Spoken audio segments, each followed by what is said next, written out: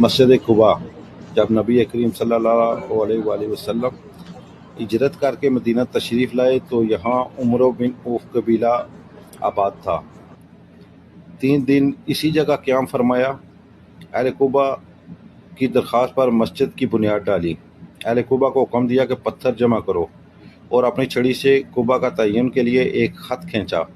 اپنے دستے مبارک سے ایک پتھر بنیاد میں رکھا، پھر صحابہ کرام کو حکم دیا کہ ہر شخص ایک ایک پتھر ترتیب سے مسجد قبا اسلام کی سب سے پہلی مسجد جس کی بنیاد پیغمبر حضرت محمد صلی اللہ علیہ وسلم نے مدینہ منورہ میں ہجرت کے بعد رکھی۔ جب نبی کریم صلی اللہ علیہ وسلم مکہ سے ہجرت کر کے یثرب جو تھا، وہ یہاں مدینہ کا جو پرانا نام ہے وہ یثرب تھا، اب تو مدینہ ہے، تو جب یہاں پہنچے تو یہاں ایک گاؤں تھا، اس کا نام تھا قبا۔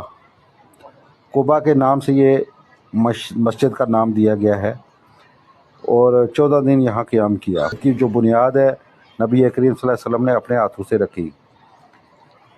یہی وہ مسجد ہے جس میں 2 رکعت نوافل ادا کرنے سے ایک عمرے کا ثواب ملتا ہے۔ پھر عثمانی دور میں حضرت عثمان بن عفان نے اس مسجد کی توسیع کروائی، جس میں میناروں کا اضافہ کیا گیا۔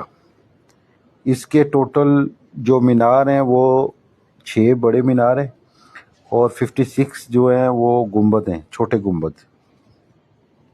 تو اس کا جو مسجد کا ٹوٹل رقبہ اس کا 13,600 مربع میٹر ہے۔ اسی مسجد میں لائبریری ہے اور زائرین کے لیے کافی ساری سہولتیں بھی موجود ہیں۔